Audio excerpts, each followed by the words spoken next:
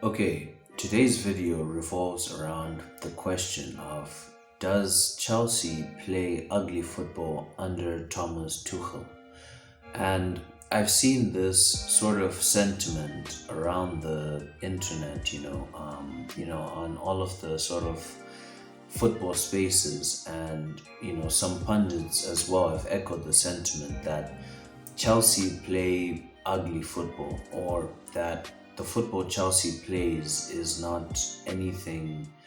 worth looking at, so to speak. And I really I really disagree with the sentiment, for the simple fact that playing beautiful football, or what is perceived as beautiful football, is first of all a matter of opinion. And secondly, the fact that you're able to get results playing a certain style of play does not necessarily make that style of football pragmatic or boring. It just means that that is the way that you're able to use your players and the resources at hand to get the desired outcome. But with that said, I have to say that Lukaku is not the answer to all of Chelsea's attacking problems. Romelu Lukaku is a world-class player, world-class hold-up play, very, very good, I would say even world-class link-up play, very, very good finishing, but he isn't the player who's gonna make Chelsea this whole attacking phenomenon that it fundamentally isn't, because his qualities, his attributes, in addition to being able to score goals himself, what he brings to the team is he allows other creative players around him to really shine and to get their fair share of goals. I think the fundamental difference between the Lukaku that we see with Belgium, or the Lukaku that we saw at Inter, and the Lukaku that we see at Chelsea is the fact that the attacking players he's surrounded by not only do not have that same level of cohesion, I would say that they're probably not as good, and they're able to function within the system that Tuchel has, rather than necessarily be individual standouts. So the addition of Lukaku has really accentuated and highlighted some of those players' attributes, rather than take Chelsea from this 1 goal, 1.5 goals per game team to this team that scores 3 goals per game. I think that's an unrealistic expectation, and it puts an unreasonable burden on Romelu Lukaku, considering the fact that he still does his job very well and lessens the workload and the responsibility expected from the other attackers around him. And we have to look at those players. I don't think in the slightest that the players that Chelsea have at their disposal are entirely the sort of players that Tuchel would require to have that sort of highly functional, highly entertaining, high octane attack. Because at the end of the day, Tuchel was brought in mid-season in January to replace Lampard, who had his own influx of players brought. Tuchel got his striker in Lukaku, and with the way that Chelsea operate in the transfer market,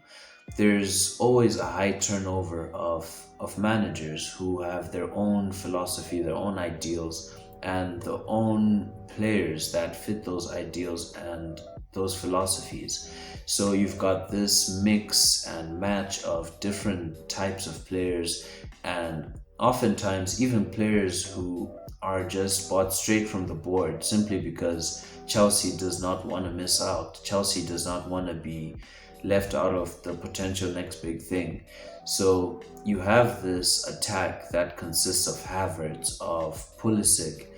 of Mason Mount, of Timo Werner, of a lot of different players that would work well or worked well at their previous clubs, because there was that harmony between themselves and the players around them and the system that was being implemented by their manager, compared to Chelsea, where now they've just sort of been brought together underneath a manager who's expected to make it all work. And I think it's just a matter of giving Tuchel that time and, a couple more transfer windows, a bit more time to really get the team ticking and,